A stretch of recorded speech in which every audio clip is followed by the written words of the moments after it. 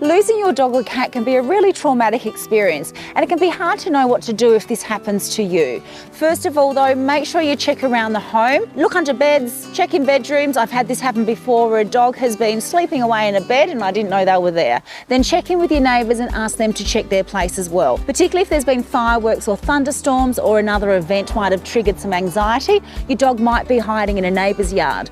There are a couple of other important things to do. Firstly, ring around the local vets and medical emergency centres and let them know your dog's details, your contact number and any other things they might need to know. That way, as soon as they're handed in, they can give you a call and get them straight home to you. Local councils and pounds and shelters might also be another place that they're taken, so let them know as well. Go for a walk or a drive around the neighbourhood calling your dog's name. Ask friends and neighbours to help. Go to those places that you normally go to, like dog parks, down to the shops, your local cafe, and just let people know to keep an eye and ear out for your dog. Another really important one is to jump onto the internet and go to your local Facebook community group or Lost Dogs group. Put up their details and you'll find that a lot of people are really happy to band together and help get your dog home to you. It's also often a place where people post photos of dogs that they've found. Of course, like anything, prevention is much better than cure. So make sure your dog is microchipped and they're wearing an ID tag. However, this isn't always foolproof, as according to Dr. Kate Sharpen, there are some things to consider.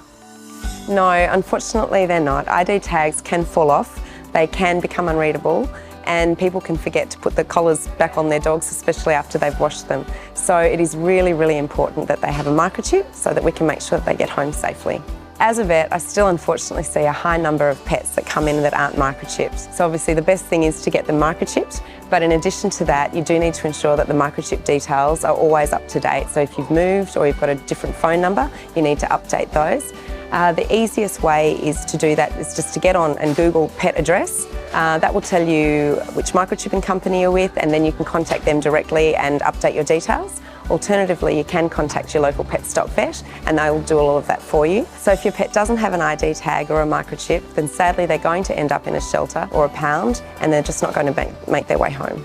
There really is no reason or excuse to have your cat or dog not being microchipped. It costs as little as $10 and max around $80, so it is really important. Also for ID tags, visit your local pet stock store. They've got plenty on offer and free engraving too. Visit their website to find your local store.